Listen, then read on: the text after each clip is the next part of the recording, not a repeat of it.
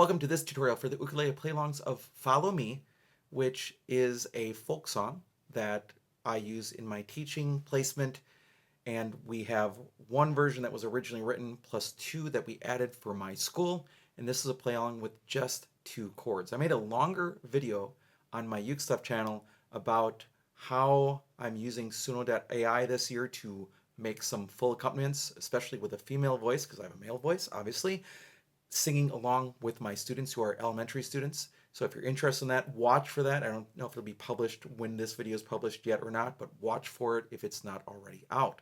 In this video, first we'll talk about the chords you need for GCEA soprano concert or tenor ukulele. Then I'll talk about the chords you need for baritone DGBE ukulele. And then finally, I'll talk about strumming. If you want to support the work on this channel, there are three things you can do. First of all, you can like this video. Second, you can subscribe to both channels, both of my channels, which are the UkeStuff channel and the Uke Play-alongs channel. And third, you can always buy me a cup of coffee to say thank you for making this content at www.buymeacoffee.com/UkeStuff. So let's begin with the chords you need for GCEA soprano concert or tenor ukulele. The song is originally in the key of F, so I'll show you the chords on F first, but I'll also put out a version in G for the baritone players because it is a little more challenging to play F on baritone. So on GCEA, soprano concert tenor ukulele, in the key of F, you'll need the F chord and the C chord. That's it.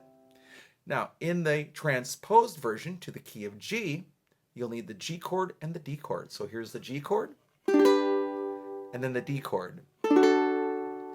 Now, let me just add about the D chord that you have a number of ways you can play the D chord on GCEA soprano concert or tenor ukulele. The way that I typically play D is if I've got my G chord in this shape, I leave my first finger where it's at, and then I move my other two fingers right next to it. I make a tiny upside down V as if I were making a G7 chord up here.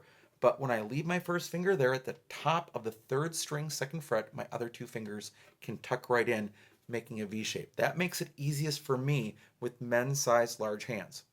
Now, some other options, you can play with fingers 1, 2, and 3 in a row. You can also play with fingers 2, 3, 4 in a row. You can bend your ring finger so that you don't cover the first string and play strings 4, 3, and 2 and leave string 1 open. You can also use just two fingers. So the first finger can cover strings 4 and 3. The second finger can cover string 2. We just ask that you don't play with your thumb because that does some weird things with posture, and changing to other chords is very difficult. So those are the chords you need for GCEA soprano concert tenor ukulele. Now let's talk about baritone ukulele. On baritone ukulele, I did make a version of the song in G. I just transposed it up in case you don't like the F chord. Nonetheless, the song is in F originally, so let me show you the chords in the key of F. There are only two. It's the F chord and the C chord. C chord, not a problem for many people. F chord is on baritone for some people. What you're going to do is take your first finger right above the metal first fret, and you're going to pull against the fretboard. See how I'm pulling it back as if I'm pulling the whole instrument with my finger? That's the secret, is pulling, not pinching. And you get near the fret but not on it, because if you're on it, you're going to get thunking sounds. You're right behind it and pull, you're going to actually get a clear sound. Then you add your thumb for some light support, and then add two fingers. That's your F chord. Then you're going to do your C chord. Your first finger should be right in the right spot to do it already. So again, second string, first fret. Second finger reaches over to the fourth string, second fret. And then you've got your C chord. So this whole song is going to be switching between F and C.